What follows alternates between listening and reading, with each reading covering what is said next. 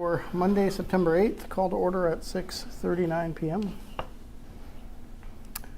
First item, business review and potential approval of the Massachusetts Department of Mental Health Jail Arrest Diversion Grant Extension.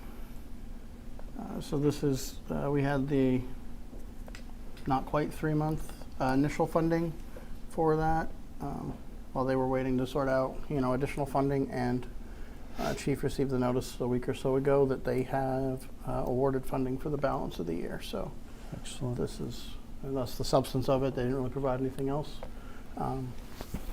It's really just, do we have any questions? Do we want to, authorize signing of that or something different? I have no concerns on the grant program, so I'm ready to move forward. Okay. I am in full favor of continuing this partnership and benefits that it provides to our town. I think I'll talk with Chief about, ahead of budget season, thinking about what does it mean if we do or don't have, and what is the likelihood that we do in 2027, because we want to get ahead of it and not be reacting to it in the last second. Right. Whatever that may mean if there's not potentially grant funding in the following year. So, okay. I would entertain a motion if one of you would like to make it. I make a motion to enter into an agreement between the town of Erving and the Massachusetts Department of Mental Health to accept grant funding to provide co-response clinical professional mental health services for a period beginning September 16, 2025 and ending on June 30th, 2026, and to authorize Jacob Smith, Select Board Chair, and Robert Holst, Chief of Police, to execute all necessary agreements. Second. All those in favor? Aye. Aye. Motion 2, a motion to enter into an agreement between the town of Erving and Clinical and Support Options Incorporated to provide co-response clinical professional mental health services to the towns of Erving, Berniston, Gill, Leverett, Northfield, and Warwick for a period beginning September 16, 2025 and ending on June 30th, 2026, and to authorize Jacob Smith, Select Board Chair, and Robert Holst, Chief of Police, to execute all necessary agreements. Second. All in favor? Aye. Thank you, gentlemen. Review of meeting minutes, June 23rd, 2025, and August 11th, 2025. Make a motion to accept meeting minutes, June 23rd, 2025, Select Board meeting minutes, and Water Commissioners. I'll second that. Any discussion? None? All those in favor? Aye.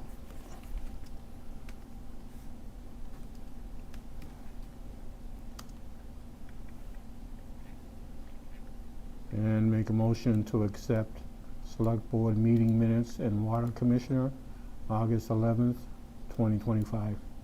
Second. Any discussion? Nope. All in favor? Aye. Review and approval of the water commitment, the first and second for FY26.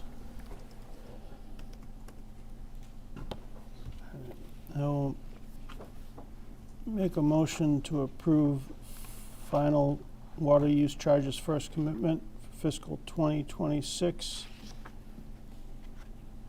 in the amount of $40. All in favor? Aye. Aye. Aye.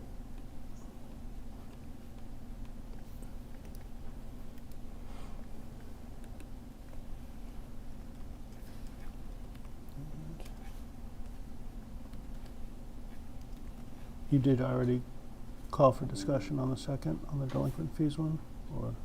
I did not. Okay. No. I called them both, so open to discussion or a motion for the second one as well. Well, Sorry, I called them together. sorry, I'll make a motion to approve and authorize the delinquency fees second water commitment for fiscal year 2026 in the amount of $550. Second.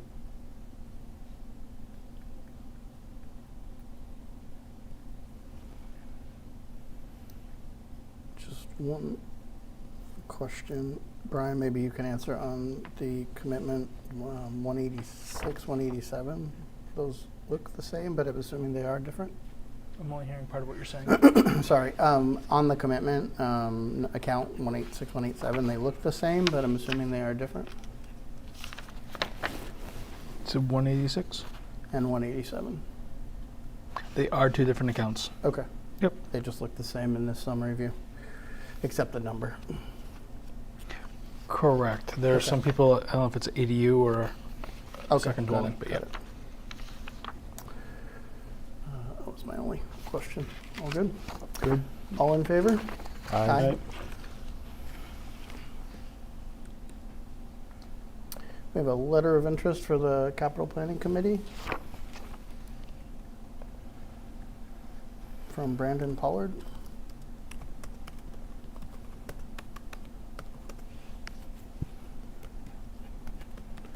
He recently served as the financial intern over the summer for the town.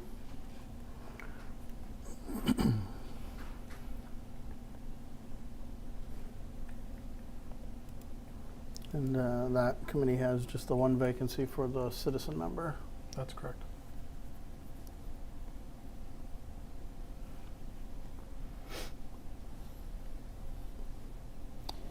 So, he's a Huh? resident, he's served an internship, and he has a keen interest in municipal finance. This I doesn't can s- tell you the Capital Planning Committee was very pleased with working with him Yes. and was excited to this- encourage him to this put in a does- letter of interest. So. This does not seem like a difficult decision to make. I will make a motion to appoint Brandon Pollard as a member of the Capital Planning Committee for a term beginning September 4th, 2025 and ending on June 30th, 2027. Second. Maybe a friendly amendment to make it tonight instead of the 4th. Forgive me. Yes. Only because the meeting got pushed. So Yes, Yes. you're right. just to amend it to September 8th, 2025 through June 30, 27. Good catch. So that was a motion to amend? An amendment to your motion?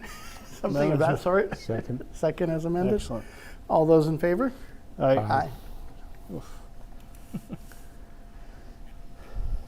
Thank you. You'll catch grammar on me later, don't worry. Yeah. We'll support each other, man. We get through it. Review and approval of the amended business licenses for Stoneville Auto.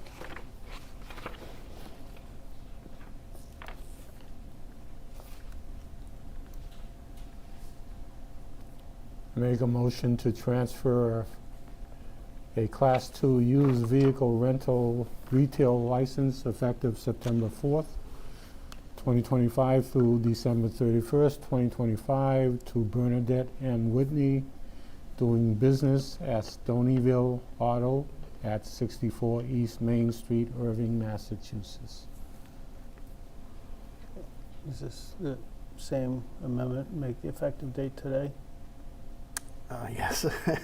Thank you for catching that. Yes, we Good should. catch. Yep. So we'll amend that to be September 8th, 25. I will- Second. Oh, you motioned, I'm just noting the amendment, so if you want, did you second or no? Only because Bill moved it, so I don't want to have him second it. Okay, Or I yeah, can yes, second it, it did. doesn't matter. So I you did seconded? second, sure. Okay, all right. For clarification, yes, I did. Just, okay. Moved, just noted the date amendment, and you seconded as amended, okay. Any discussion, any concerns? None. Okay, all in favor? Aye. We'll make a motion to transfer a Class 3 buy and sell vehicles parts license effective September 8th, 2025 through December 31st, 2025 to Bernadette M. Whitney, doing business as Stoneville Auto at 64 East Main Street, Erving, Mass. Second. All in favor? Review of the FY '26 road salt and sand procurement.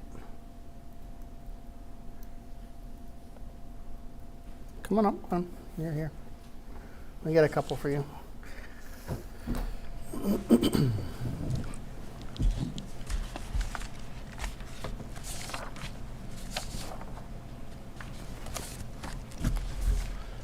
This is the same one we've been using, same material we've been using, Yep. correct? Yep, Okay. it's that time of year again. No, it's not. Be quiet, you. True, It's too soon. Too very. soon. It's not even officially pumpkin spice season. Can we stop rushing things? It's not me, it's the state. I'd be okay if there wasn't a pumpkin spice season, but that's a different conversation anyhow. Any So- questions or? So our state price is 84.36 a ton this Okay. year through the state contract. I just got the FERCog one, it's 84.30. We haven't used the FERCog for years, so it's a difference of $240 over the 400 ton. It's up to you all, but I would just assume stay with the state contract. This is the first year that the FERCog has been even a little bit lower than the state. The state ones worked for us consistently. Yes. I think this is the fourth year. Yep.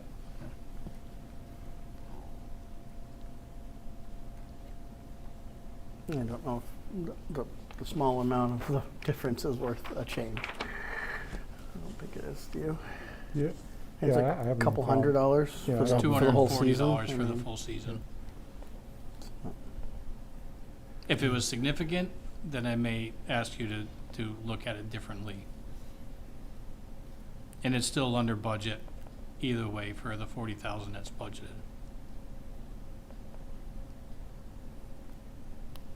Are there any, like, known discernible differences between quality It's of the product? same vendor. It's the exact same.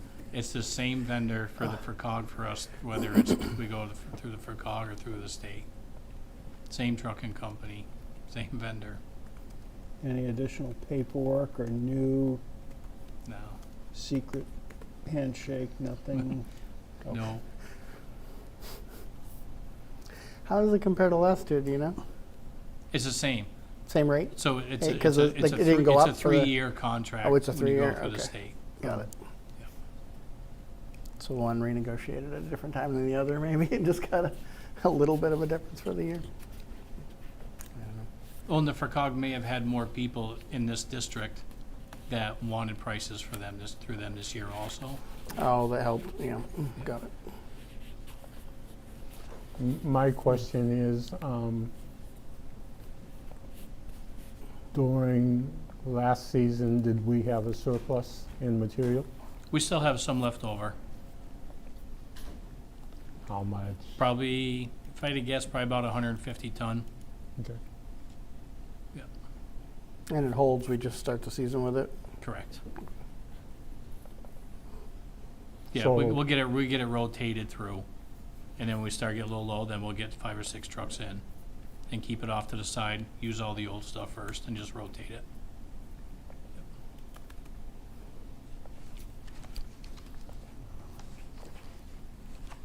For $240 over the course of it, I don't see any real need to change. No, I don't think, I mean, I don't know, I don't think there's enough either to make a change for this No, no. year. Just Yeah. stick with what we know, what works, and Yep. if there's a bigger number next year, then maybe we'll have a different discussion. Okay. I'll make a motion to utilize Massachusetts procurement contract VEH 119 for the road salt procurement for FY 2026, and further to authorize Glenn McCrory, Highway Superintendent, to be signatory of the contract. Second? All those in favor? Aye. Thank you. I'll get it sent in tomorrow. Thank you. Review and approval of the second interlocal agreement by and between Erving and Wendell. So, the update on this is that we have a, oh, sorry, I didn't know you were stepping back in. So we have a site meeting with Wendell and the contractor this Friday at 11 o'clock? Yep. 11 o'clock, I believe, on site. There's a resident just on the other side of the Wendell Bridge that has a good staging area. I guess they've been in contact or will be with Warner Brothers already. Because there's no room, we've told them that there's no room on our side and no truck entry on our side either because of Route 2. So hopefully Friday we'll have some dates. I see in a recent email that the end date of October may be pushed off until springtime now because of potential product delivery in time for it, is the email that we've received. But after Friday's meeting, we'll know more about that. If they still are able to proceed this fall time, we'll get the message boards out probably a week before the closure date. Until, I don't even think they gave a duration, they just told by the end of October is what their original plan was to have it done. So when we get more information, we can let you all know, and we'll get the message board out for residents if they are gonna do it this year.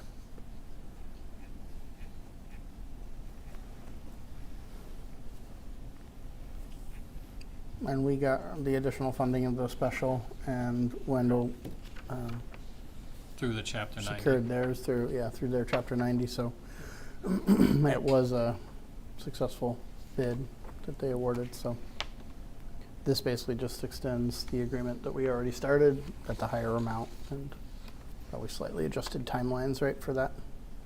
I know it says it assumes a 4-month duration, but like you said, it's gonna be, that was from bid, but Correct, after Friday, you'll know better Yeah. when and what exactly that'll be. yes.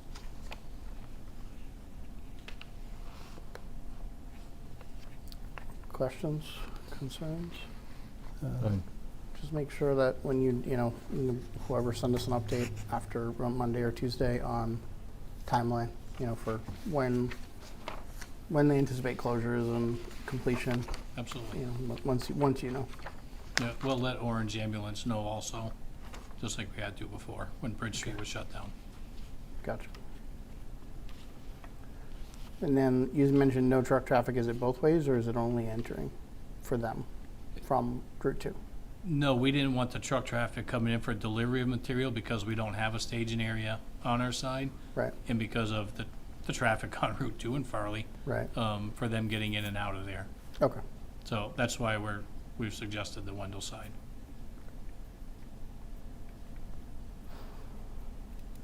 All right. Further questions?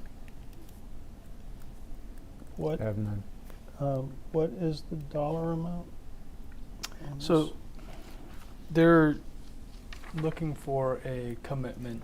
So to the chairman's point, the town of Wendell will be making the contract with the contractor. They're looking for a commitment that we have the $125,000 appropriated for our portion of it. So our agreement is to Wendell, promising that the funds are available. They're going to make the agreement to the contractor. Okay. So then we just need to approve the second interlocal agreement. Exactly. And I've got that ready for the three of you to sign. I don't recall exact numbers, but they were pretty close to the funds available between the two towns. It's pretty tight. Yeah. Pretty close.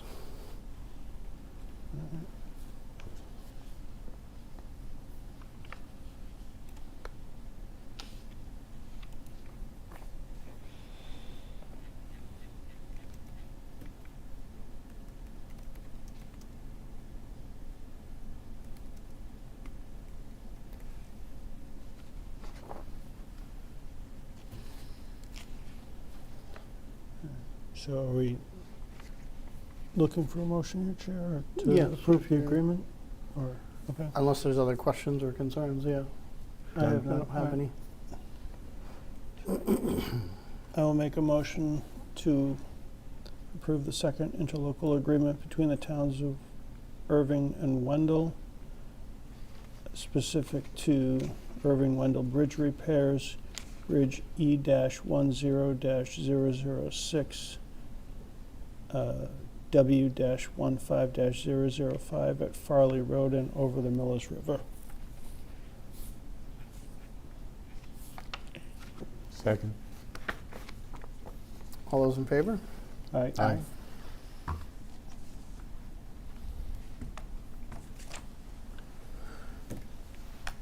Excuse me. Review of the equipment operator laborer screening committee search recommendation. So the search committee met, we had 3 applicants come in over a 2-week period, a little over a 2-week period. Search committee met, reviewed them, and all agreed to interview 1 applicant. During the applicant's interview process, it was a very successful, very appreciative interview. You know, answers were spoken with confidence, no hesitations, showed good skill in what we're looking for. Applicant has a lot of the experience driving and operating equipment. It was done on a farm license, so there's no actual hoisting licenses or CDLs, but very comfortable and confident in acquiring licenses that are needed. It was a unanimous decision to put Aiden Bailey forward to you all for consideration. I've checked with the CDL school. Right now, they're about $3,800, and they run 1 class a month. September's is full, October's is filling up. So if you all move forward with this, it could probably be a November, December class for that. And the hoisting? Hoistings, it's, the state hoisting application and licensing testing process has some flaws to it. Right now, you submit your check and your application, and the state lets you know when they're ready for a test. We have one now that has been waiting since end of April for a scheduled test. He now has a licensing date, or test date for the end of October. So as this all says, 6 months required to get them. It sounds like 6 months you just quoted. If the state cooperates, Okay. then I don't see any issue with that. Okay.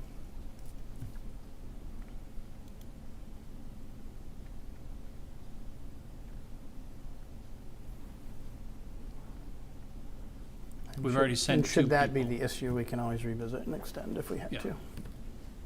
Yeah. And right now, you've already approved two applicants to go through to the CDL school. And I think it's a good program, it's a good process. Right now, it's mandated to get your CDL, you can't just do it off of sponsorship. Everybody that wants a CDL license now, the state mandates you go to a school.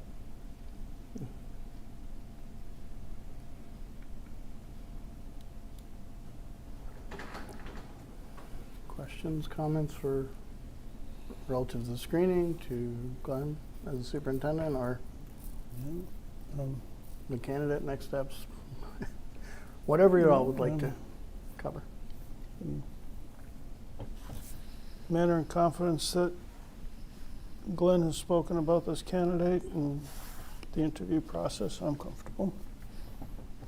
Glenn's proven to be a subject matter expert. He's never failed us, so. Selectman Bembry was on the search committee also, if he wants to speak. I think Aiden Bailey is an excellent candidate, and we said that during at the end of the interview when we went over the question and answer period, and I'd like to make a motion to appoint Aiden Bailey as a Bill, hang on Okay. 1 second. Can I just modify? Yep, something missing or Yep. I needs just need to adjustment? fix the language. Okay, no problem. Something, he'll send it 1 second, different language.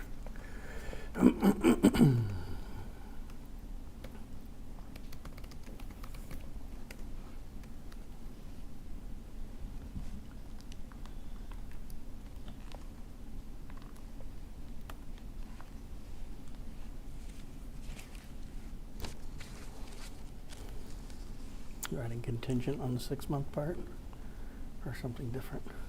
No, 1 second. Okay.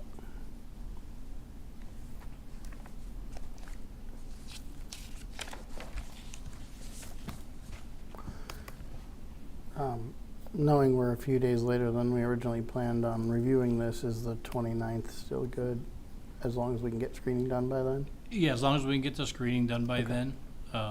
Yeah, it's only Just a while few he's days working on that. difference, so either between the Greenfield office and Amherst office, I'll call tomorrow and see what the quickest date in is.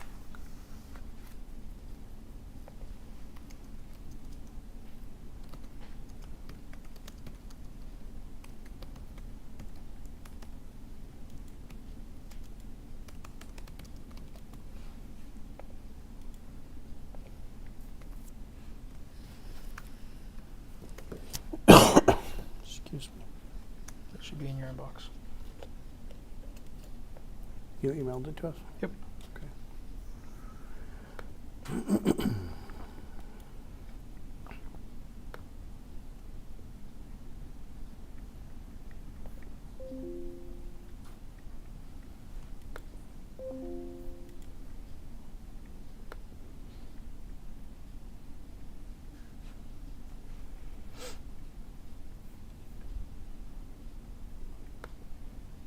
The statutory language was not required for this, so that's been stricken.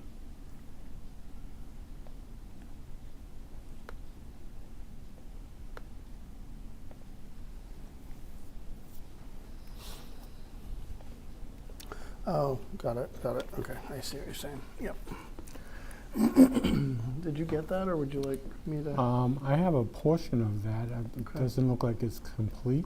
Okay. So if you have it Yeah, completely. I can do it, sure. Yep. I'll make a motion to appoint Aiden Bailey as a full-time benefited equipment operator laborer, pending successful completion of a pre-employment background check, driving history check, health exam and drug screen, and contingent upon successful completion, obtaining CDL B with an air brake endorsement 2A and 4G hoisting license within 6 months at a rate of grade PW4, step 1, at a rate of $27.80, and with a start date on or before September 29th, 2025, with a 1-year probationary period. Did I get it all? I think I got it all. Okay. Second. Any other questions? Good. Good. All those in favor? Aye. Thank you all very much. Thank you. Welcome. See Aiden Bailey. Hey, Welcome. nice to meet you. Nice to meet you. Look forward to joining the team, hopefully. Thank you. We'll be in touch this week. What was I going to say? Oh, something that we don't probably do or do well is screening committees, and if they have minutes to close out or dissolving them, things like that. We take care of that. We're probably not ready to do it tonight. We're so not ready to do I it will tonight. wait, but something we should pencil in. Yep. As they wrap up, we should come back to that. Agreed. Let's see. Review and potential acceptance of the cybersecurity grant for the wastewater SCADA system.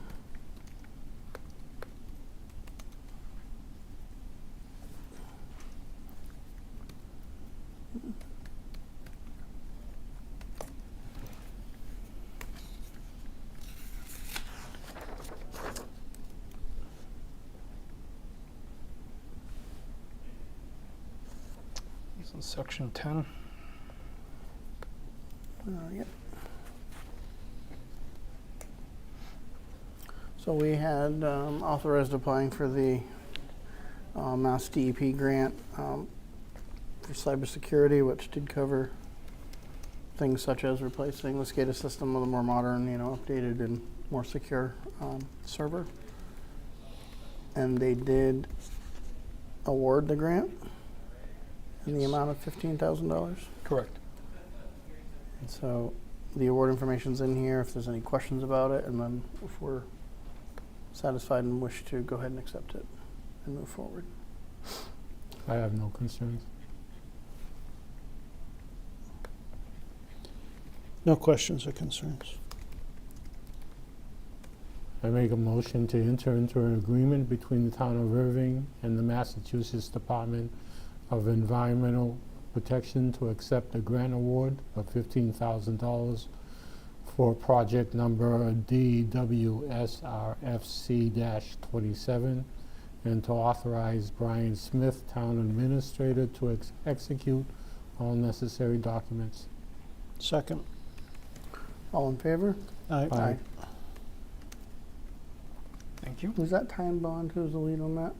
Or it's a third party probably doing the work, but We haven't engaged them officially yet, but that's Okay. the intention. that's the intent. Okay. So I don't know that I'll have it for Monday, but maybe for your following meeting, I'll have the proposal to engage them for those services, Okay. and we can get that project launched. Okay. But the scope and such that we put together, they had helped advise, right? The for grant application is based on that scope that we anticipate, correct? Okay. Yep. Got it.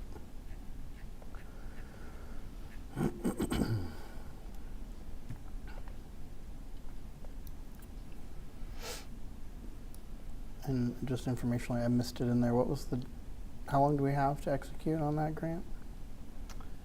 Can't remember the exact number of days. I think it was 2 months, approximately 60 to 90 days. But there's no reason we can't get that done this week. Okay. I know there was a schedule in it, but I didn't know if the grant had stipulations of only 6. The grant's for longer than that. Oh, the grant's not that. It's Yeah, just yeah, to the get grant, paperwork not back. not us. I meant the grant itself. Right, It's like right, right. 1 year or something. It's usually a year. Or I think the last one we worked on may have been close to 16 months. Okay. Like it spanned a year and a half. Okay. They make their announcements around now. Usually they want the paperwork back by the end of October. And then and with some projects like the asset management plan took more than a year. It was to the following fall that we had the report to file. With this, I don't see that there's a reason we can't be wrapping this up by next June. But I'll have a firmer timeline once we get that proposal from Time Bond. Okay. Excellent. Thank you.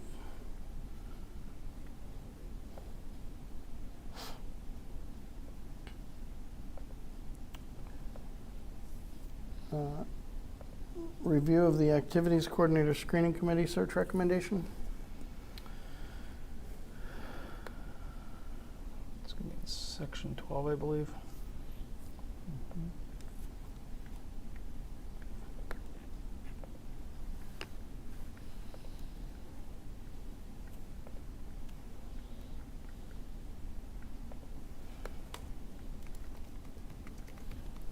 It looks like they received 5 applicants.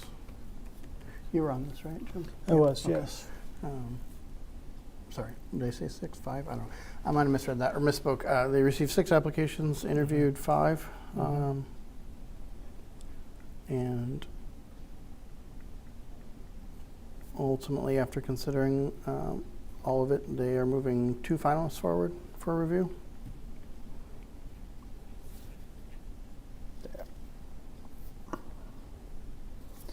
Yeah,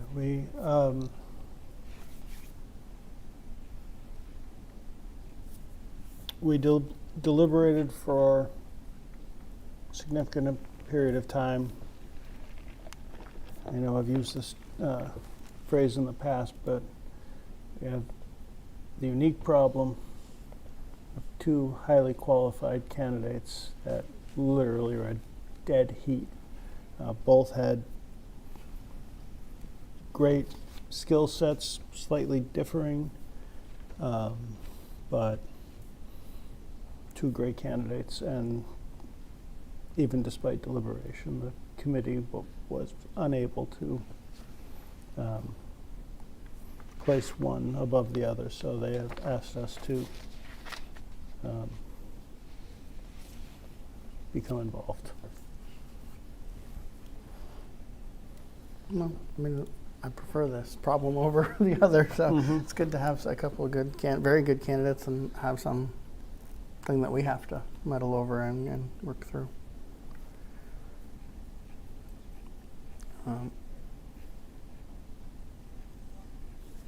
Given that, I mean, Bill, I don't know if you have any questions or thoughts. I am assuming we would move. I mean, we want to move forward with holding interviews ourselves, assuming that's the direction we would want to go, unless there's a different recommendation between the 2.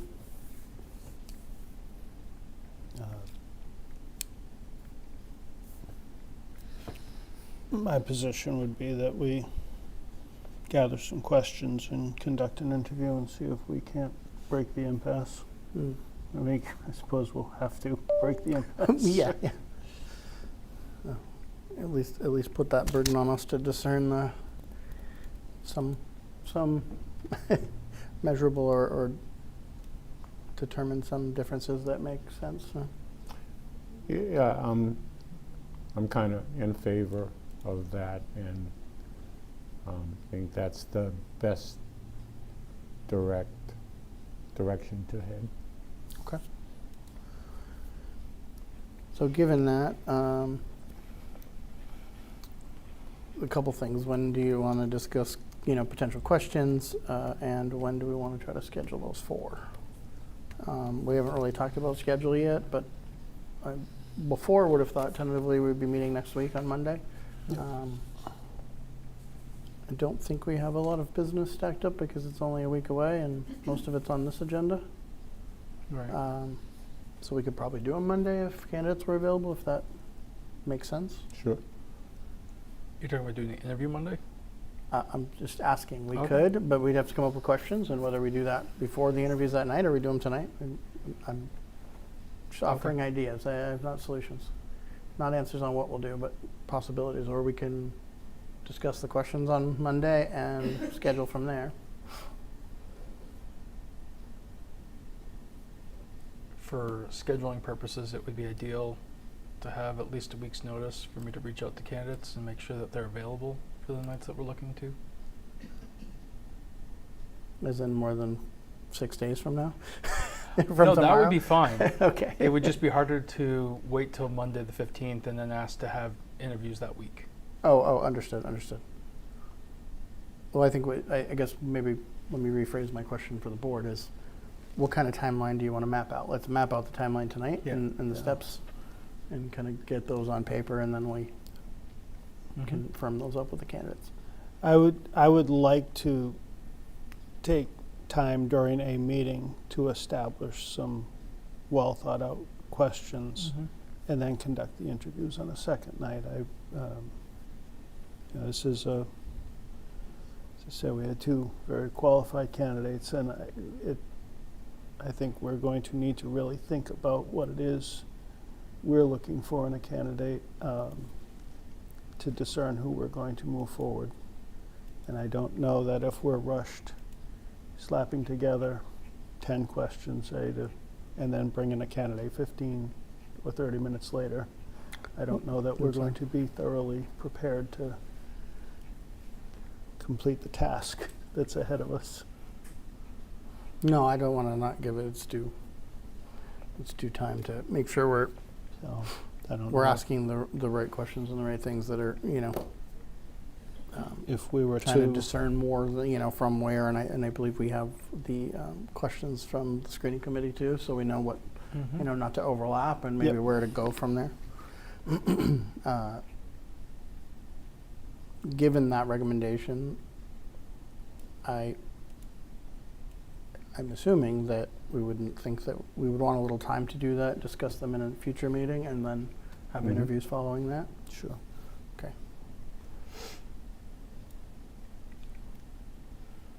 So why don't we plan to review the questions that we've had, and I think there might have been a list of recommendations or questions that weren't asked that had come up in the screening process.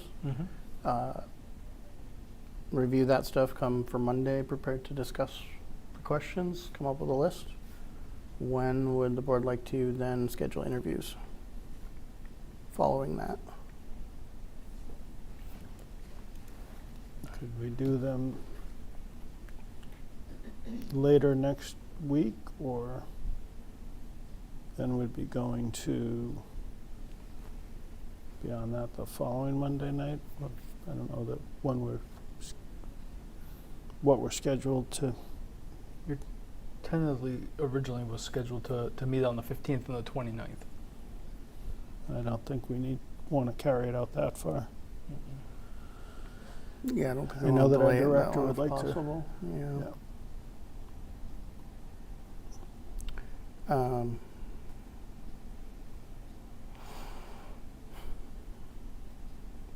Do is there any days that don't work next week for anyone? Looks like the 16th, I have a FERCog meeting.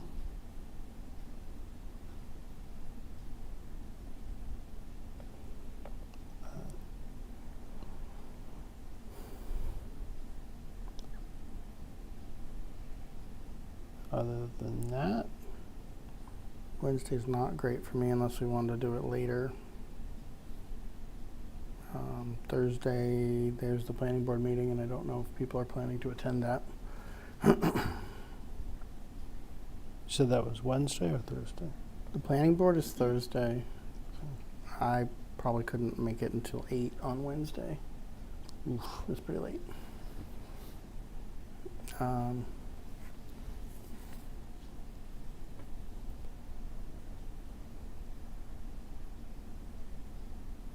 Or I don't know what the following Monday.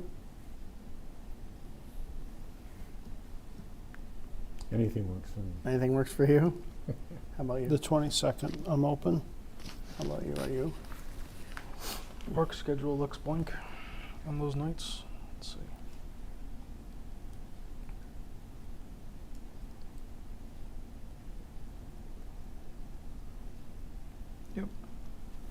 22nd? I can do the 22nd. What time do you guys want to do? I think Bill and I are flexible on time right now, so what works for you? And Anytime after 5:30, I can. okay. Brian, any preference? I'm going to do 6 and 7. Or I don't know, how long do we want to do? 45 minutes? And Yeah, sounds reasonable. do we want a 15-minute buffer in there, or do we want to just do 6 and 6:45?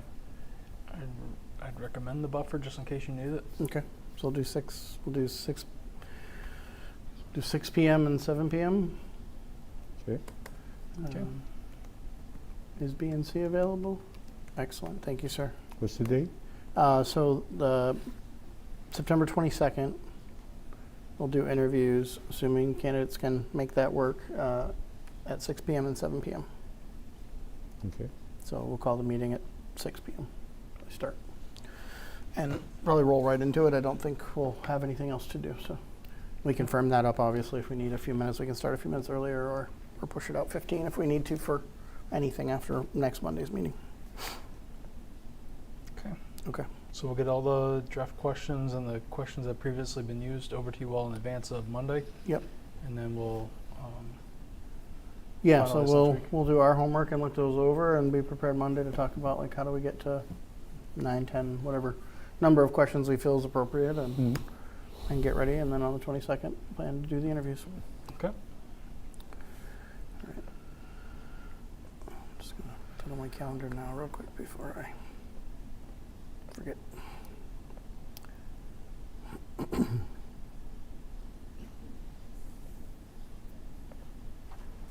Do you want to plan to potentially deliberate that night after the interviews? Yeah, I I would would. assume we will. Yeah, I would. Yeah. Yeah, so just interviews and then potential deliberation, potential appointment, or Got it. potential offer, whatever language we need in there Okay. for that agenda.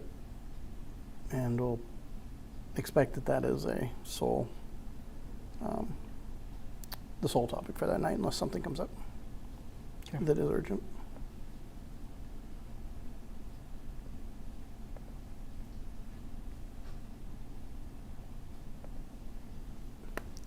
All right. It is 7:23.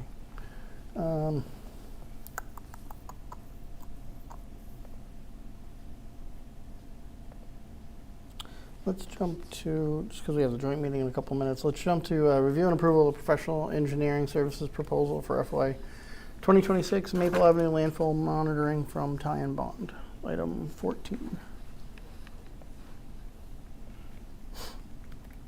So that was the separate packet. Ah, I was going to say, Aha. 13, 15, where is it? It's the separate one that Put Brian some sent. type of 'cause- protection on there where yeah, I so you can't can't merge them. modify their contracts, yep. This is our normal annual, It is with the addition of the the PFAS piece. that new PFAS requirement that we have. Okay.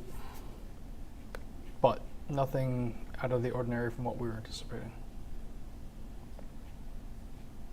Within budget, on scope. Within budget, Okay. scope we need, no concerns. I had Pete review it, no concerns from Pete either. Okay. Any questions from the board? And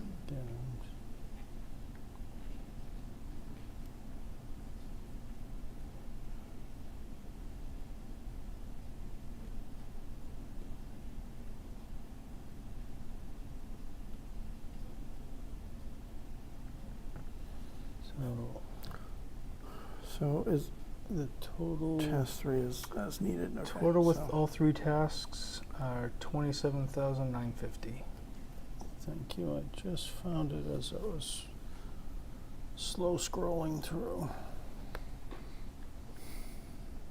I'll make a motion that we engage tie-in bond for the FY26 post-closure landfill monitoring, engineering services, tasks 1 through 3, in the amount of $27,950. And authorize Brian Smith, Town Administrator, to execute all necessary documents. Second. All those in favor? Aye. Aye. Thank you.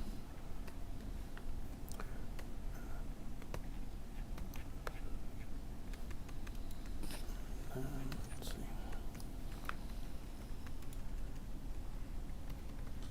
And then review and approval of the treasury warrants. We have a few warrants.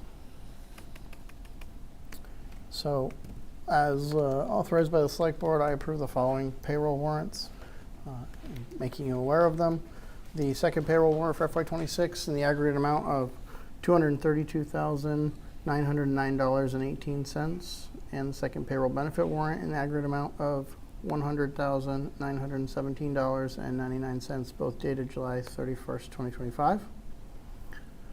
A third payroll warrant supplemental for FY26 in the aggregate amount of $2,665.23, and a third payroll benefit warrant supplement for FY26 in the aggregate amount of $472.82, both dated August 14th, 2025.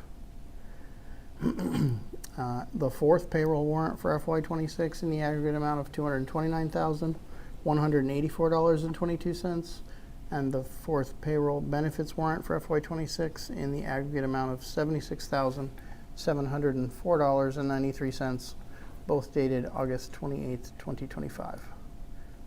It's been a few minutes since we met last, so there's been a few things that have transpired. Yes. And then we have the fifth and sixth account payables warrants. So, And the fifth was executed by the board, individually reviewed at that period. But for posterity, I'll make a motion that we approve the fifth accounts payable warrant for fiscal 26 in the aggregate amount of $327,816.54. that was, And might as well roll them together. Sure. And the sixth accounts payable warrant for fiscal year 26 in the aggregate amount of $302,038.87. that was second. second. Any discussion on any of those? All those in favor? Aye. Aye. Thank you. And I think that brings us to current. Yes. And then we have the payroll warrant tonight Correct. as Do well. you want it? Yeah, might as well. I can just read that one in while we're here, and then we're completely up to speed. Yep. So I'll go ahead and make a motion that we approve the payroll warrant number 5 for fiscal 26 in the aggregate amount of $233,210.05, and the fifth payroll benefits warrant for fiscal 26 in the amount of $36,994.15. Second. All those in favor? Aye. Aye. Thank you all. Those are here to review and sign later. With that, it is 7:29, so we got our joint meeting in 1 minute. If the Finance Committee would like to get settled, you're welcome to. Come on up. And Jen, if you want to get settled up front, you are the topic of the joint meeting. So Oh, you are yay. the subject matter expert for the topic. You are not the topic, but everybody's favorite topic, benefits and increased rates, right? So, Yeah, uh, stoked. oh yeah, everybody loves this topic. So now that everybody's getting settled, I'll call the joint meeting with the Finance Committee to order, 7:30 p.m. Review of the benefits budget versus projected costs following the rate increase. It's a few words for a big thing. Maybe to set the stage, so I think the board has at least generally talked briefly about this already. Didn't have any numbers, but just we're aware. And I think we've sent some stuff around, but just to bring everybody up to speed, who was that?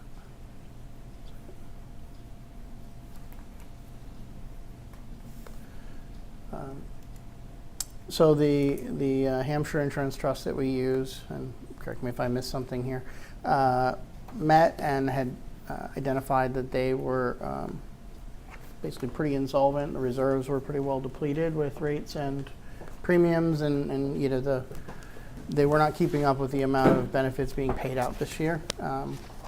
There were some actions taken around GLP-1 drugs to adjust and hopefully mitigate some of that, but it was still continuing. And ultimately, we're recommending a 20% rate increase effective October 1st. Yep. October 1st. Ultimately, after some lengthy discussion, I think it was about a 3-hour meeting, as I listened in it as was. well. I know our treasurer did, and admin and company, and all the other towns and groups that are part of it.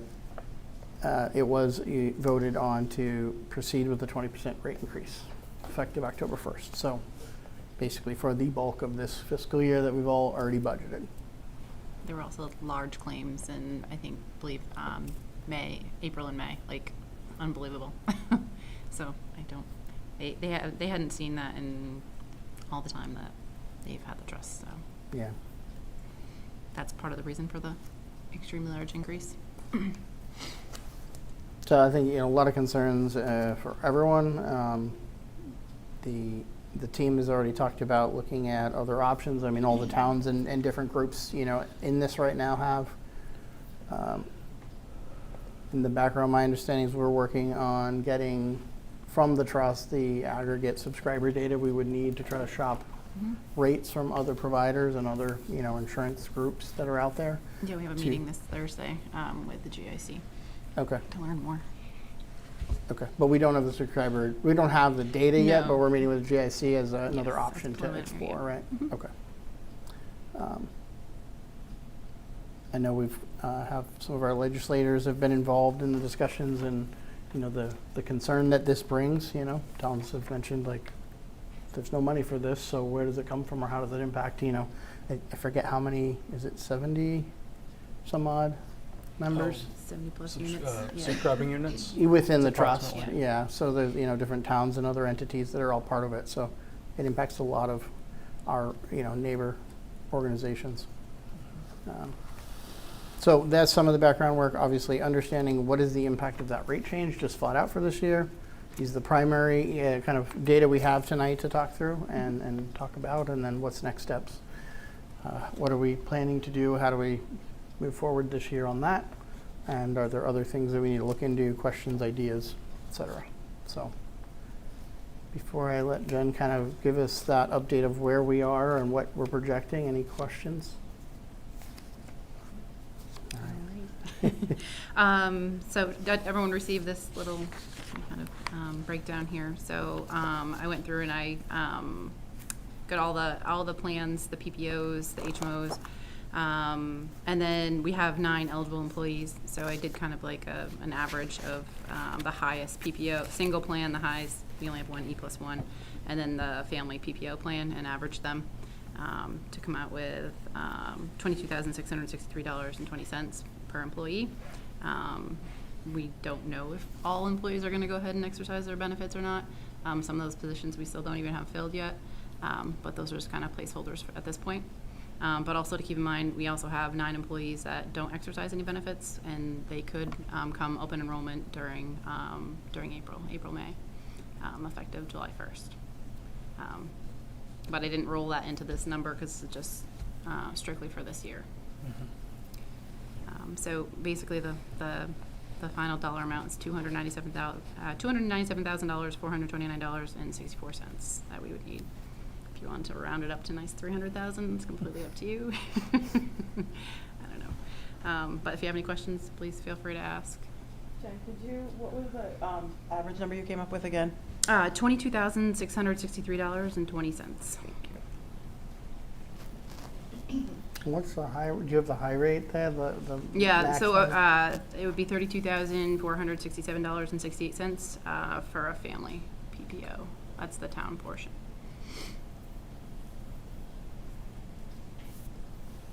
So the 297,429, that's the 20% shortfall? That's what, yeah. So that, Well, it's That not necessarily two- the short, I mean, Yeah. it is also involving the 9 employees as well. The open positions, sorry. I think I understand. Yeah. I want to make sure I do. So the 297 is the shortfall from what we have budgeted for this year. Yep. And what you're projecting we would need to cover Correct. based on all the current enrollment. Yep. The 9 who did not elect because that wouldn't affect FY26. Right. And 9 that are either in the 30-day period where they could elect and haven't yet, or they're open positions we haven't hired for yet, or haven't filled yet, Correct. Yep. that could take benefits. And you took those 9 at the average rate. Yep. Okay. So there's no buffer in that. Assumes all 9 take the average blended amongst them and nothing more, Yeah. Well, I mean, typically. effectively, Yeah. right? Yeah. I'm just saying, worst case. Right, Worst right. case scenario, it could be higher, right? Yeah. I've already had 2 enroll. I've had 2 come in, so. Of the 9, Yep. okay. I won't ask you what that It's averages okay. out. That's too small. We won't Yeah, worry about exactly. that. We'll take it in stride. We don't want to get into that level of detail about individual plans. So, questions from there? Do we know, Jen, of the 9, I'm assuming that's you looking at all the town positions inclusive of the school. Yep.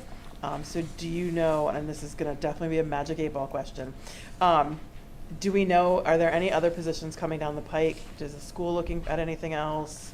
Have we reached out to them to ask, or any other department looking to add anything that could affect this in any way?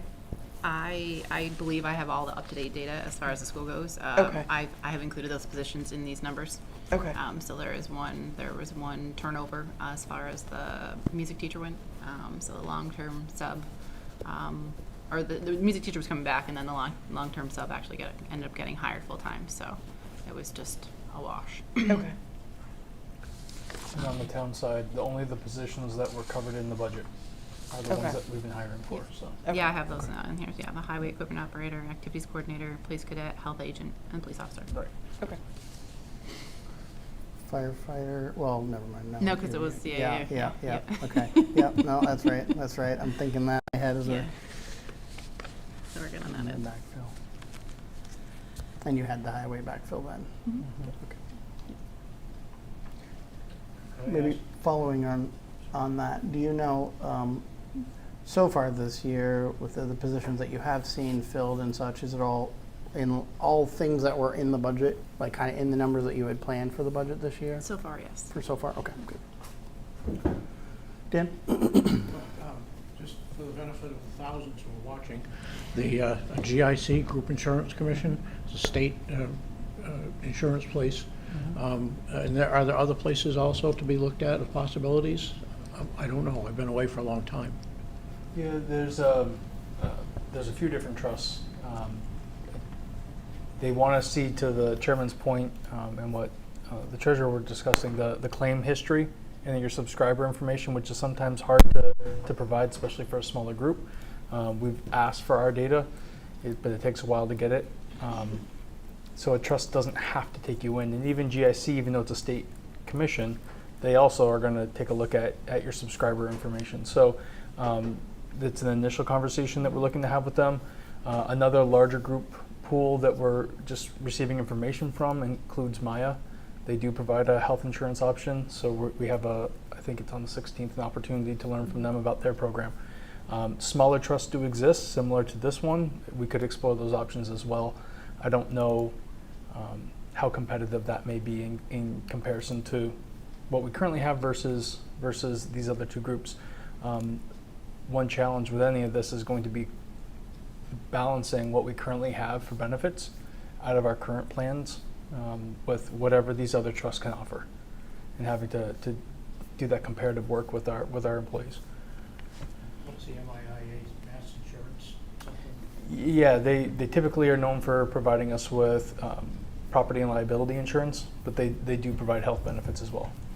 That's the other question I have, for take up the whole meeting, but we have enough coverage now, so if somebody has a claim, they're covered somehow?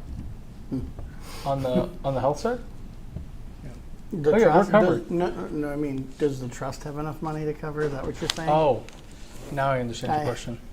Maybe I'll answer, though they're probably more expert, but hopefully that was a lot of the questions. Like, is this 20% going to do it for FY26? Because I think the recommendations from the trust so far have been that the rate should go up in the coming years, every year too.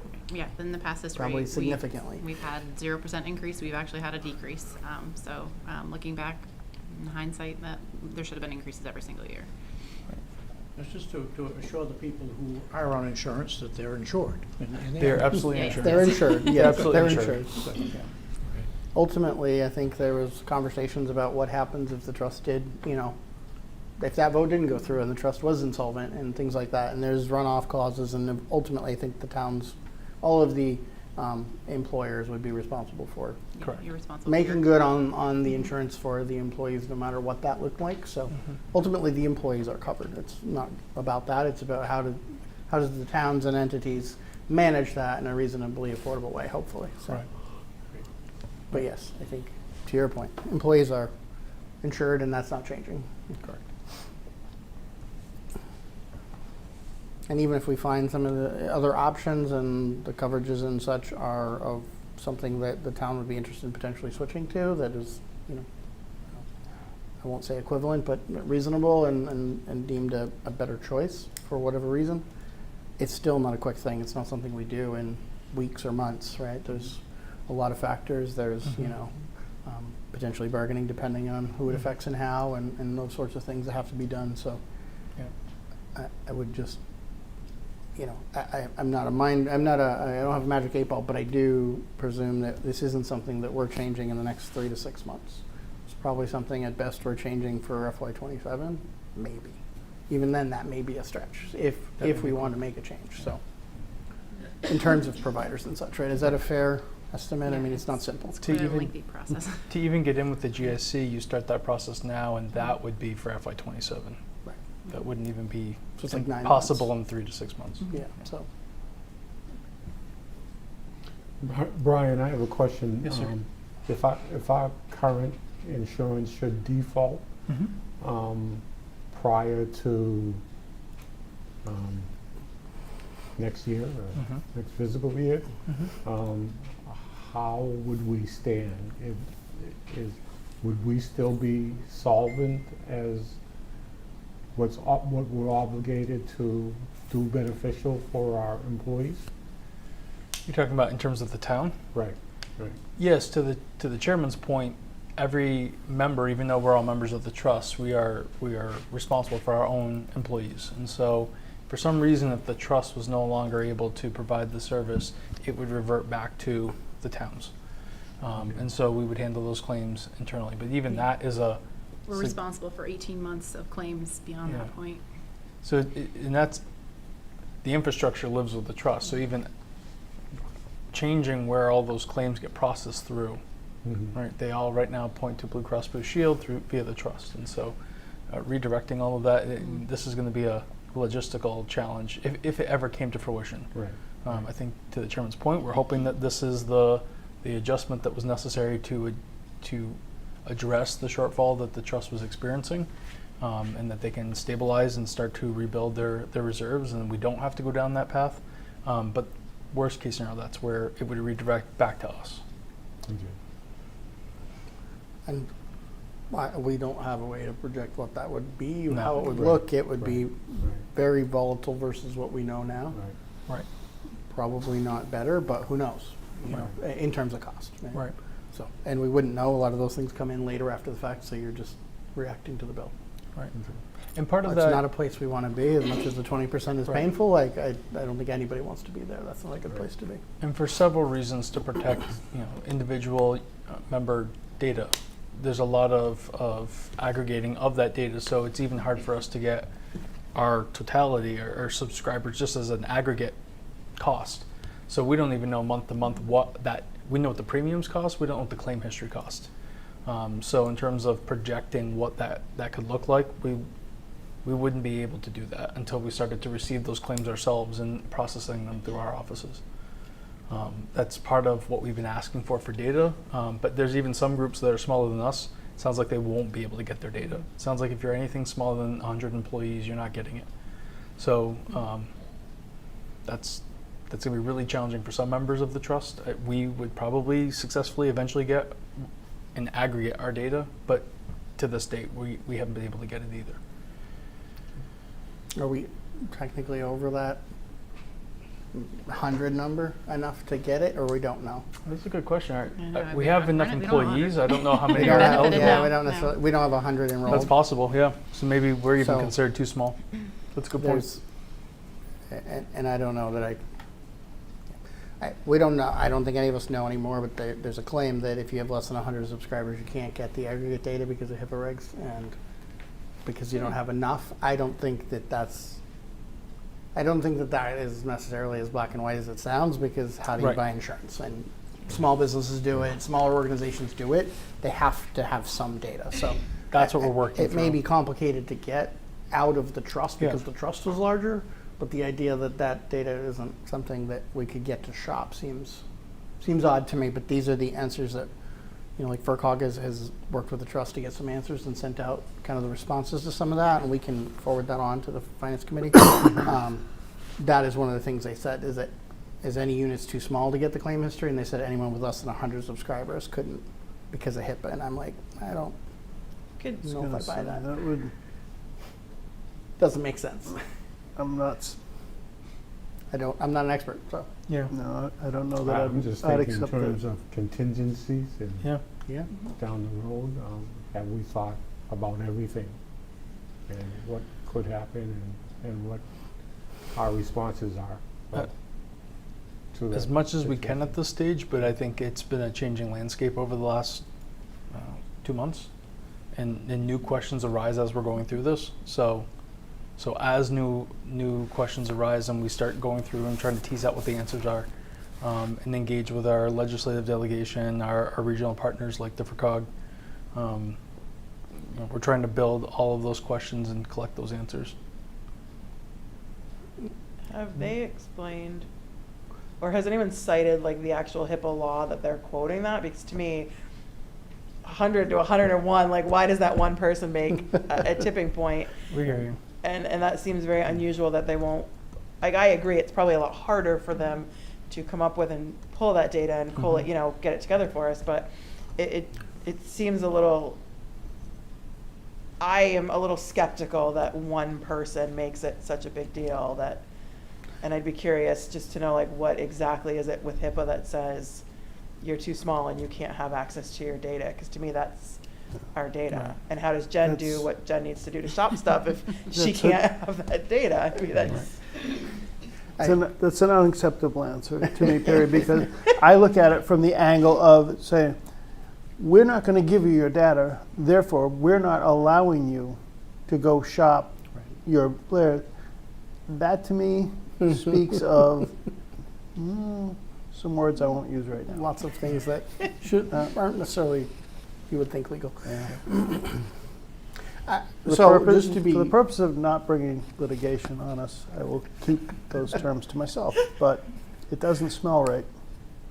and just to be transparent, just kind of paraphrasing some of the responses that the FERCog shared after asking a variety of questions of the trust, that they knew that all the unit members are looking for answers around. So most of this is generalized, and we can share it with the finance committee.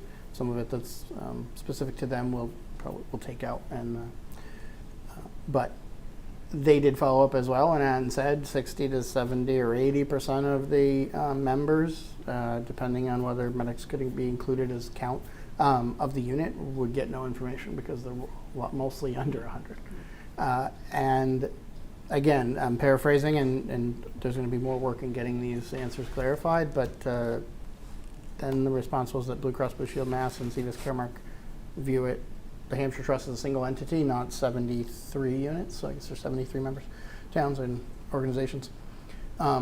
So they were saying that those entities nor the trust track it on a unit by unit basis. But then they also said they wouldn't give data on units under 100, and I'm confused at if you're not tracking it by units, but then you can't give us unit data under 100. It sounds like you are tracking units. So there's just a lot of confusion and not necessarily a lot of clear answers. So a lot of work and a lot of questions that I'm sure they're getting them constantly. So we're trying to discern that, but no, they don't cite that down below. They do also ask about the HIPAA piece again, and said that they were told by Blue Cross Blue Shield that it's an industry standard, the 100 mark, which doesn't sound like a regulation if it's a standard, not a, but.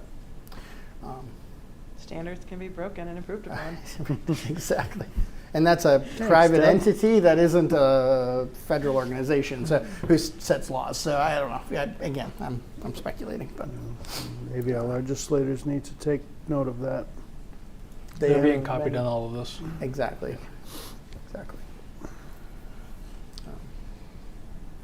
So I guess I would ask, aside from Jen working with GIC and seeing what else is out there and available to us, where do we go from here? Like, what is our next step as a town, and what do we have to do? Obviously, we have a budget shortfall we have to figure out. and we have to figure it out for this year, but then expect that it's even Really more more for than the that following next Next year. year. So Yeah. take the new budget with the 300-ish on it, and then there is no buffer. I mean, we had lengthy conversations Yeah. last budget season about how many full benefit positions of buffer do we carry, because we have people who aren't enrolled, and we have, all the change that could happen, right? This is just on known actual, and if people have life events and change things each year, then those rates don't cover. So, yeah. I think in terms of the shortfall, at the time, I don't believe we left really any raise and appropriate out there. I think we pretty much maxed it out, especially given the appellate tax stuff and what the overlay was, and the money going in there. I don't think we really felt like we had any left. Once the more final numbers come in and we get closer to setting the rate in about a month and a half, Somewhere around there. October, November, maybe there's a little bit of money there when we go to set the rate that we could utilize, if there's more capacity than we thought when the final numbers come in. Right. Would require scheduling a special town meeting and adjusting the budget. Okay. Right, to then set the tax rate accordingly. There's free The cash. other is when the free cash is certified, which probably around the same time frame Right. that we'll get that certified. Again, that one doesn't help us in the continuum. That helps us this year. Right. That doesn't help us in 27 and forward when it's still high. You also have a stabilization transfer. Yep. But again, it doesn't solve the hole in the No. in the structural budget for next year. Right. Ongoing operating cost Correct. impact isn't fixed. So yes, general stabilization. Is there other sources that I'm missing? I think that's probably all we got. Yep. So, Okay. and in theory, the shortfall is probably in the fourth fiscal quarter, right? It's in the March, because we don't pay in advance or the whole thing or anything, so I don't know Well, we what. pay a month ahead of time, but. it's- Monthly? yeah, Okay. Yeah, monthly, yep. We build like a month ahead or something? Yeah, so we've already actually just taken the rates, the new rates came out this Thursday. So in by terms of May, what's we'll- budgeted, we'll probably, the shortfall will land somewhere in March, April, somewhere in there. So Ish. the last maneuver, though it's not advisable, is you could wait in the last month and you all have the authority to move money around in the general government budget. And you could move money into benefits, but there's no guarantee that there's going to be money left over in any of those units, and I truly don't really know that number until the end of June. So that's a gamble. Assuming other departments run outside of the enterprise fund, the rest of the omnibuses runs lean and has money left. The rest of the omnibus, shy That's of what the you're school, saying, though, shy of the shy of school the- department is what you'd have to rely upon to do it. Right, to have capacity that they didn't spend. Right. That sounds risky. It is. Or we end Yeah, up getting free cash frozen for the amount that we are out of balance if we paid the bill and didn't have the money in the budget. That's a fair point. Yeah, so your last, I If guess, we overexpend, option, it frees. it would turn into a deficit in the benefits budget. It would hit our free cash the following year. You'd have to appropriate to solve the deficit, but then that almost, they hold the money for the year and you have to pay the deficit, so it almost holds it twice. Oh, So it's not ideal. because you We won't did clear the that- freeze for till the next year? Right, you did that when you did the Riverfront Park project, when we avoided paying, you deficit spend 1 year, and then you scheduled town meeting and transferred, and then it solved it, but it still locked that money up for the year until free cash was certified again. So it's not ideal, but yeah, that's another option. And at the bottom of all this, it assumes that the money is really in a bank account somewhere for Jen to actually pay the bill with. So the cash flow still has to be there. It assumes that we Right. have that in the free cash, so the money's in the bank, because if it's not, then that's a bigger problem. Right. But I think coming up in, the second fiscal quarter here, or the last quarter of the year, calendar year, we'll have some opportunities to look at funds that may be available to cover it for this year. And I should have a better handle on the numbers as well as those open positions. So as we get closer, we'll get more accurate data. And as we come up to that, there'll be a decision point at some point on what kind of buffer do we want to put in there? Are we good with the 9 at the 22 or whatever that adjustment is, as we've added more known? And do we want any kind of buffer on that ourselves? Because people can have life events that will adjust their enrollment outside of the open enrollment period. So we do need to probably have some capacity for that. I don't know that 300, if that actually happened, would be enough for any kind of change. We did have one person switch from the PPO to the HMO, so they offered a special open enrollment this past week. So if anybody was on that high plan, they wanted to bump down to the lower plan, they were able to. Which lowers So that was their savings, yes. contribution and our contribution Yes, as a exactly. town. So there was, yes, one plan savings.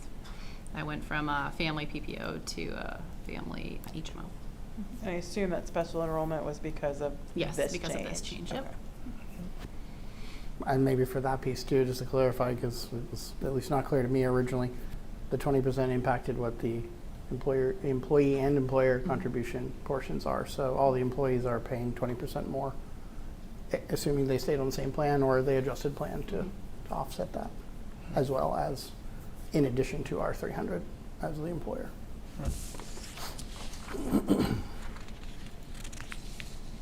So impact all around. Yeah, it was a couple $100, almost a couple $100 for the family PPO. It went from a monthly cost of last year of $357 to $515 per month A month.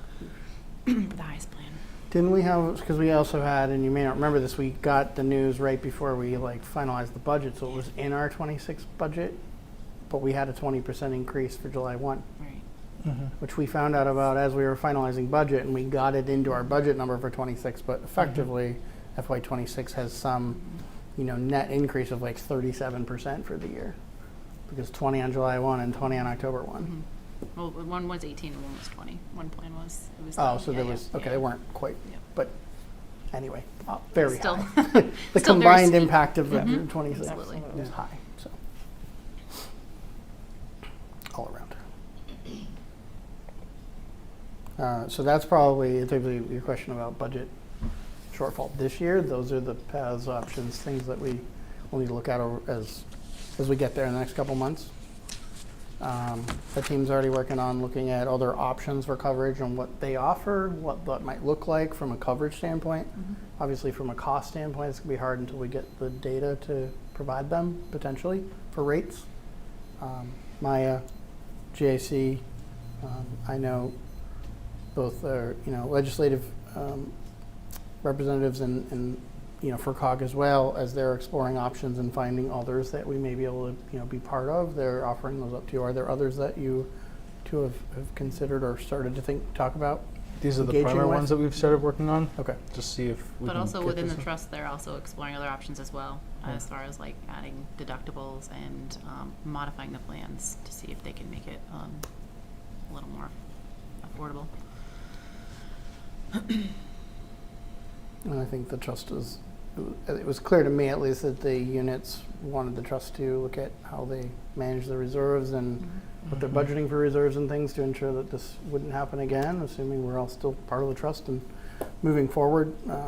They had set a limit of only having 3 months of reserve. That didn't work this year, so.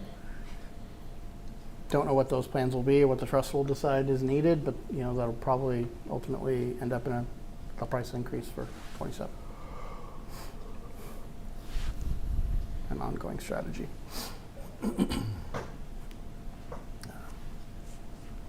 I just mention, again, I know there are not thousands of people watching.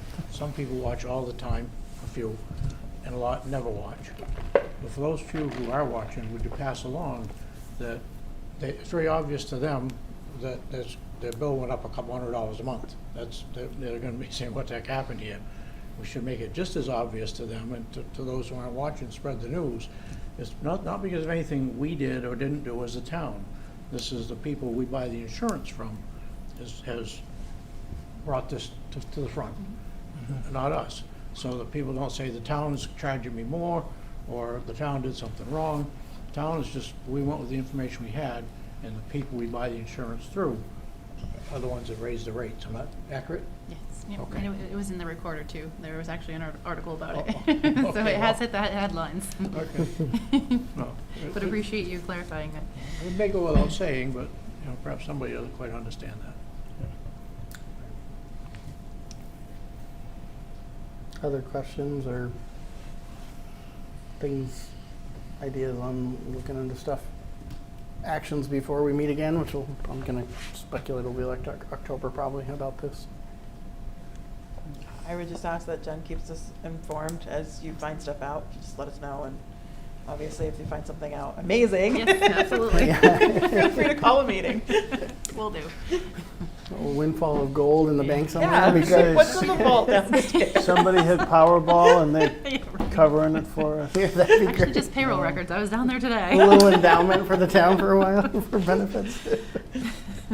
All right. Well, that's what we know, and it's not a lot, but it's a big number, and wanted to get everybody up to speed. I think that's what we got for now. Anything else to add? I don't have anything else to add. All right. I don't have anything else for the joint meeting. Do you guys? Make a motion to join the joint meeting with the Board of Selectmen, and the Select Board will resume their meeting. Second. All those in favor? Aye.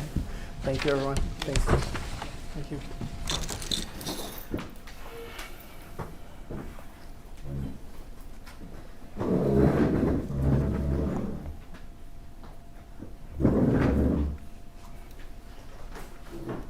Okay, so we got one topic left, right?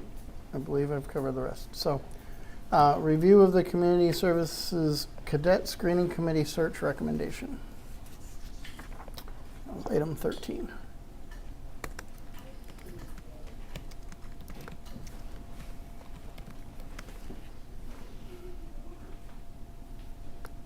I don't think there was a summary in there from the screening committee, but No, it goes to the chief after the screening committee's done their initial review. So Right, the right. chief's recommendations in the packet. but the screening committee is commissioned by us, and we Yeah. don't have a summary from them directly, which we probably should in the future have both. I mean, Just- I can but- provide a quick summary, as I sat on that Okay, perfect. committee as well, and we I mean, did- ultimately, I think they're the same, but I don't know. I mean, we did review applications. We conducted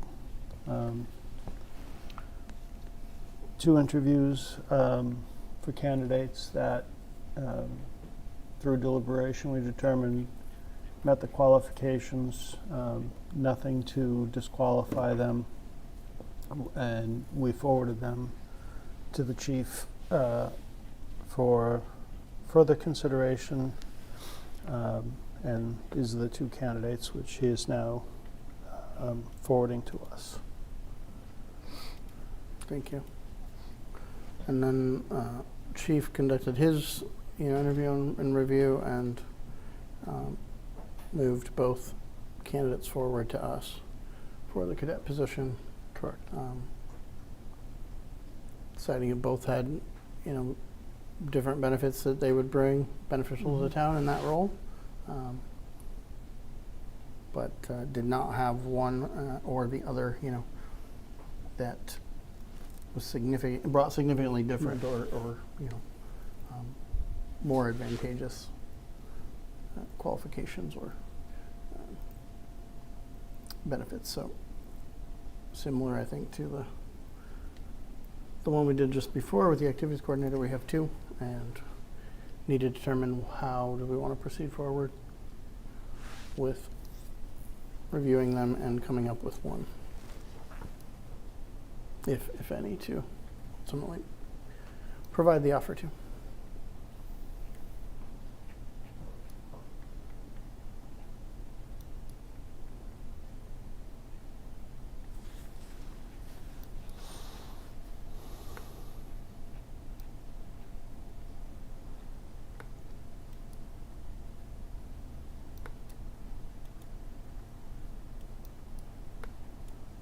Thoughts? Do we want to do the same thing?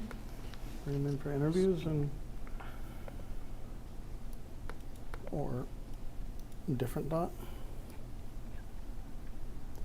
I don't have any different thoughts. I think can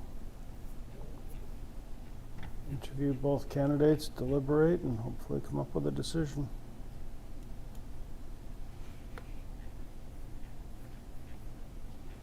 Does that work for you? Works for me. Okay. Yep.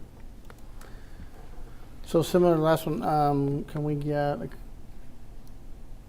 just pulling up the calendar.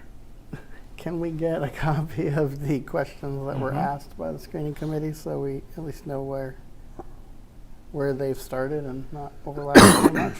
Yes. If there were any questions the screening committee had that they didn't ask as well, similar to the other one? Yep. And then I think, questions Monday as well. I think we'll do the same, at least for developing questions, try to do them Mhm. Monday as well, Okay. next Monday. In terms of scheduling interviews, I don't think we want to do 4 in a night, do we? Sounds like a lot. You And have try the to candidates deliberate here across until 2 9 different. o'clock or I 10 know, o'clock and at try to night. deliberate across 2 different roles and 2 different sets of qualifications. I don't think that That does doesn't. justice to the candidates or us in the process. All right. I've got all my So- calendars up. Yikes.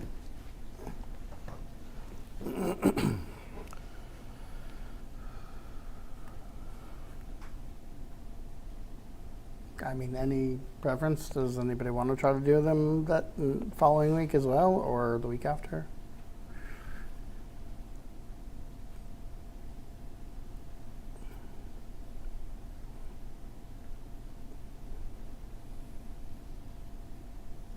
So the week of the 22nd, I have, other than the 22nd that we just confirmed. I am clear the rest of the week. If it were to go into the following week,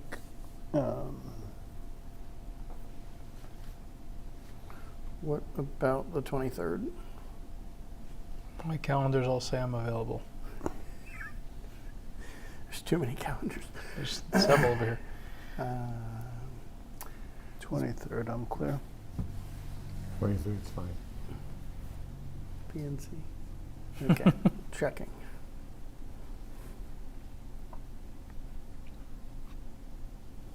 This makes me want to say we should have one calendar to check, but that'll never work. Right, Good? Okay. 23rd. All right, same thing. You want to do 6 and 7? So Okay. questions for the 15th. So 22nd, 6 and 7 for the Interviews. activities coordinator, 23rd, 6 and 7 for the cadet, community services cadet. Okay.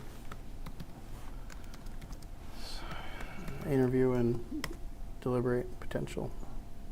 Okay. I'll reach out to everybody first thing in the morning. All right, and we'll adjust and we'll review on Monday and adjust if needed based on availability if that's a problem Okay. I should of the double- candidates. Okay. I will follow up, and if the candidates for some reason can't make it, I will let you know, and we can. Yeah, consider you that and as I well. can coordinate on that and then either have a plan or some alternates for Monday's meeting for the board. Got Or it. we can reach out if we have another date to schedule and see if they're available. Okay. Okay. Is that everything we had? Did I miss The only something? topic that I think you skipped over was POTW number 2. You're right. Why did I cross that out earlier? I thought that was the financial one. Anyhow, you're right. Thank you for calling that one out. Discussion regarding proposed upgrades to the Erving Center wastewater treatment plant, POTW number 2, and review of the draft agreement. This is relative to the dryer system, POTW number 2, which we've discussed a few times now. Noted to proceed and begin drafting agreement and what that might look like to amend or as a side agreement relative to our agreement with Ursico for operating the plant. I believe the feedback from Erving Industries, Ursico, so far has been that they have it, and because we gave them the same draft to let them get started from a legal review. On their end, no feedback yet. Not as of today. They're working on reviewing it as well. So, but this is also our first look at it. So this is kind of some of the things that our council had recommended, some of the items that we had noted. So it's really open to any feedback at this stage. Any questions? Any comments? Yeah, I have no feedback at this stage. I reviewed the draft from Nutter, and it clearly identified and answered all the questions that we had as a board. And so if we need to wait on Ursico's, if they have any questions on the scope of the Excuse me. potential agreement, I'm prepared to wait for that. Okay. Agreed with Bill. Okay. My only comments was on the first page. I know they noted we need the exhibits and information, which will come from Right. Erving Industries, Ursico, relative to the scope and plans projects. That's fine. Page 2, they did note we needed to identify or determine who the engineer would be for the town for any fees and work. I believe Pete had preference for tie and bond. They've done a lot of our wastewater. They're experienced with this project already, or that site. So I think that is the answer, but if we know that, we can confirm that. And Okay. I don't think there's Would any. you have any reason to want to explore other engineers at this time? I don't Not have any particularly, reason. no. Not on wastewater. Okay. Yeah. All right. Not unless Pete has a reason to want No. to discuss it, I would say. Otherwise, we'll stick with it. And Especially they- this project, it's complex with the relationship, and they know it. And they were your contractor on the asset management plan. So they were at Plant 2 in the last year, making sure that we had up-to-date asset inventory there. So, yep. Gotcha. Did they oversee the Art Street one as well? Forest to remain? they did that project for you Yeah, as well. So they've been, Yeah. Yeah. as always, continue to be. So we can confirm that it will be them Okay. for Nutter to, or to both groups about that. There is a highlight on that second page too about, how long we shall have to review things. Again, not looking for an answer tonight, but something we should think about. It doesn't look like council provided a recommendation, so it's really more of what we would want, and that's section 3A. Right. I believe those were the only things that just call outs for. So that's really the call for us to think about. If I didn't see anything else of note either that was missing for things that we had discussed. And so we'll have feedback from Risco at some point. When we do, we'll bring it back. Yep. I'll just say think about and be prepared to kind of make recommendations about the days to review we would want in there. And once they've furnished some plans and costs and such for us to look at, we'll bring them forward. Excellent. Okay. I think that's it on that project for now until we get more info from them. Agreed. Okay. Thank you all. Anything else for tonight? Okay. Next week so far we got interview questions and interview questions Yes. and interview no. More questions than answers at this Yes, point. we do. Yes, we do. I think that's primarily the focus. Yeah. We may have sewer regs. If we have a response wrap from our up, neighboring we're just towns, we may have that. Waiting to wrap up the fee schedule piece, the open question, and then Yep. we're about ready to Okay. move those forward. Hopefully, to I think you're in your Schedule a sixth, public hearing. sixth read. Yeah. hopefully we're getting to scheduling a public hearing. No more reading answers, not questions. All right. With that, make a motion to adjourn at 8:16 p.m. Second. All those in favor? Aye. Thank you, everyone. Have a good night.